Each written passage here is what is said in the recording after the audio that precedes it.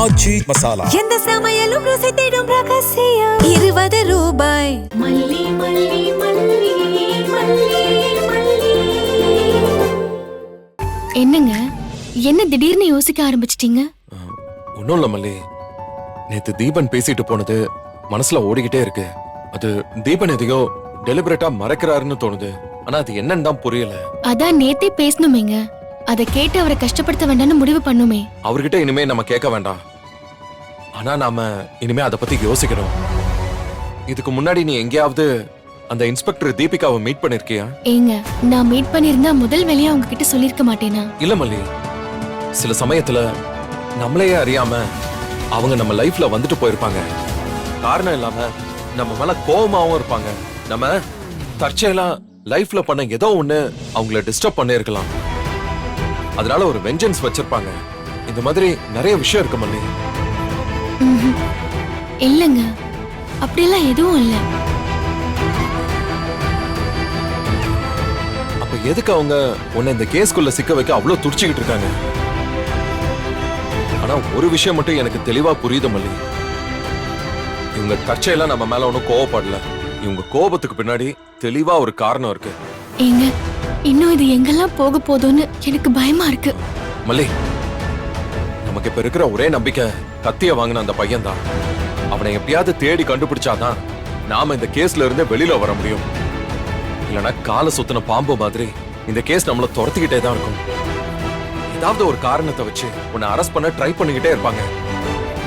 நம்ம நிரந்தரமா இந்த கேஸ்ல இருந்து வெளியில வரணும்னா அவனை கண்டுபிடிக்கிறது தான் ஒரே வழி. அவனை எங்கெங்க தேட முடியும்? தீபன் சூப்பர் மார்க்கெட்ல கத்தி வாங்கின அந்த பையனோட வீடியோ கொடுத்தாருல, அதை நான் போட்டோ எடுத்து வச்சிருக்கேன். ஆமா, அந்த சூப்பர் மார்க்கெட் பக்கத்துல இருக்கிற ஏரியால இருக்கதான் வாய்ப்பு இருக்கு. தீபனா அங்க இருக்கிறதுக்கு வாய்ப்பு இருக்குன்னாரு. அந்த ஏரியால போய் தேடலாம். ஏதாவது ஒரு சின்ன க்ளூ கிடைச்சா கூட போதும். சரி, அப்ப உடனே போலாங்க. சரி, வா போலாம். ஒரே நிமிஷம் இருங்க.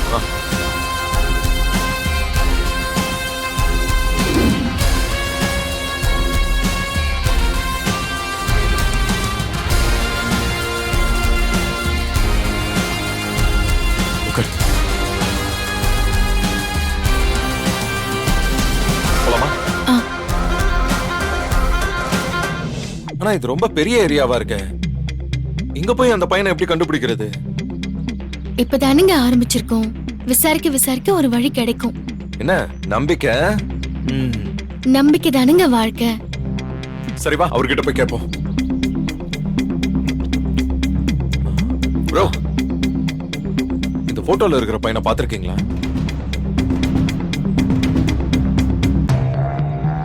ப்ரோ, இவன் எங்க ஏரியா பையன் மாதிரி தான் தெரியுது.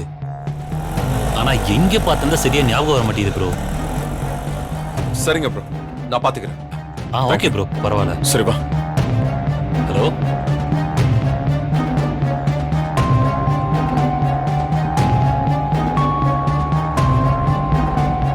மல்லி, அவர்கிட்ட கேட்கலாம். அண்ணா, இந்த போட்டோல இருக்கிற பையனை இங்க எங்கேயாவது பாத்திருக்கீங்க? இந்த பையனா? நம்ம ஏரியா பையன் தான். ஆனா வீடு எங்க இருக்குன்னு தெரியலையே சார். சரிண்ணே, போலாம்.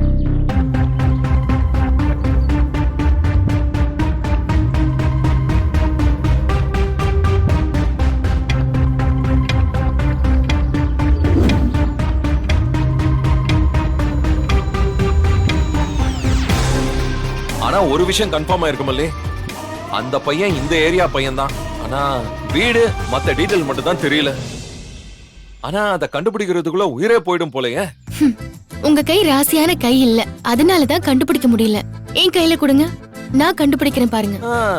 இந்தாங்க மேடம், கண்டுபிடிங்க பாப்போம்.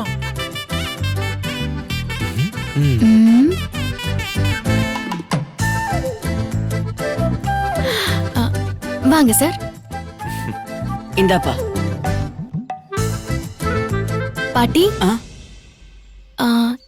இந்த பையனை தெரியுமா?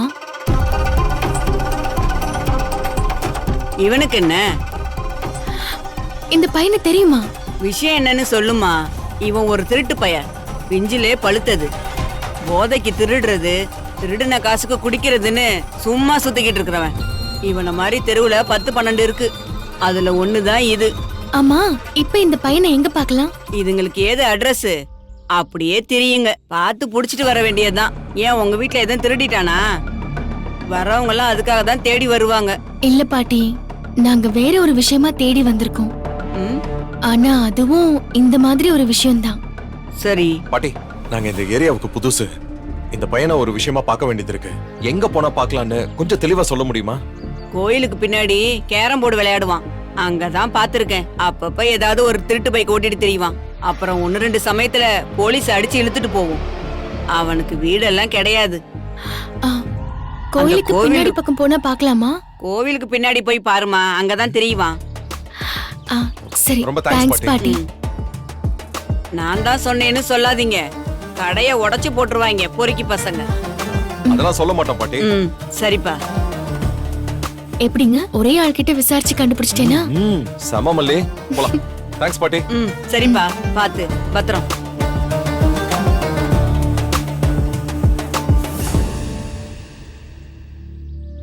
அந்த பாட்டி அட்ரஸ் சொல்லாம பொத்தாம் பொதுவா சொல்லிட்டாங்க. அவனை எங்கன்னு போய் கண்டுபிடிக்கிறது?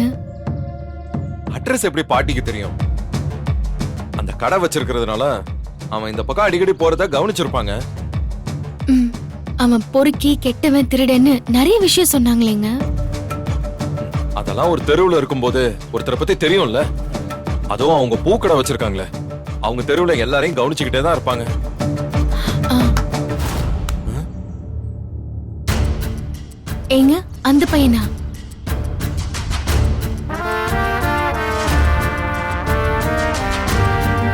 இது அவன் இல்ல.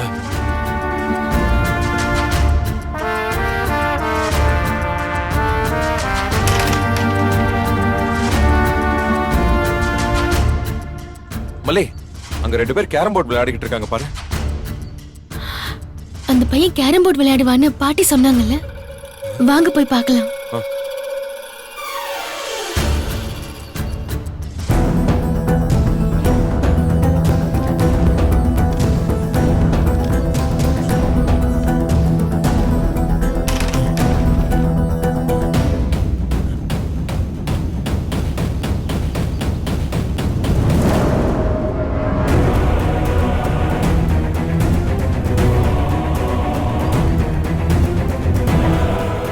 யார் நீங்க? உங்களுக்கு என்ன வேணும்?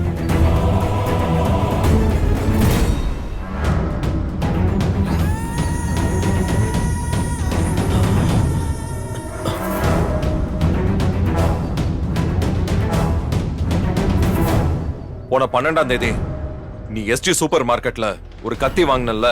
நீங்க யாரு? போலீஸா? நாங்க போலீஸ் எல்லாம் ஒண்ணும் இல்ல. ஆனா ஒரு முக்கியமான விஷயத்துக்காக விசாரிக்கிறோம். ஒருவேளை நீ சரியான பதில் சொல்லனா அப்புறம் போலீஸ வர வச்சு விசாரிப்போம். நீங்க எதுக்கு கேக்குறீங்கன்னு சொன்னீங்கன்னா நான் சொல்லுவேன். தம்பி, இல்லனாலும் சொல்லணும். ஏன்னா நீ பண்ணி இருக்கிறது ஒரு பெரிய கிரைம். ஒரு மர்டரோட சம்பந்தப்பட்ட கிரைம். மர்டர்னா தெரியும்ல, ஒரு கொலையோட சம்பந்தப்பட்ட கிரைம். கொலையா? எனக்கு அதை பத்திலாம் ஒண்ணும் தெரியாது. கொலைய பத்திலாம் நாங்க ஒண்ணும் கேட்கல. இந்த கத்தியை நீ ஏன் வாங்கின?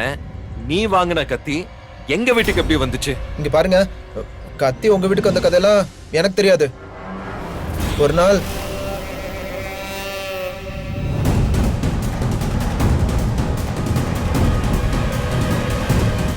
இந்த வீடியோ உங்களுக்கு பிடிச்சிருந்தா லைக் பண்ணுங்க, ஷேர் பண்ணுங்க, காமெண்ட் பண்ணுங்க. மறக்காம சரிகமா டிவி ஷோஸ் தமிழுக்கு சப்ஸ்கிரைப் பண்ணுங்க.